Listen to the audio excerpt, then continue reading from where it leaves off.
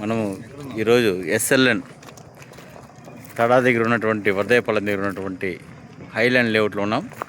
మీరు చూడొచ్చు ఈ బావి దగ్గర వాటర్ అనేది కరెక్ట్గా 6 ఫీట్లోనే వాటర్ ఉంది. సో దాంతో పాటు చేపలు చూడొచ్చు మీరు.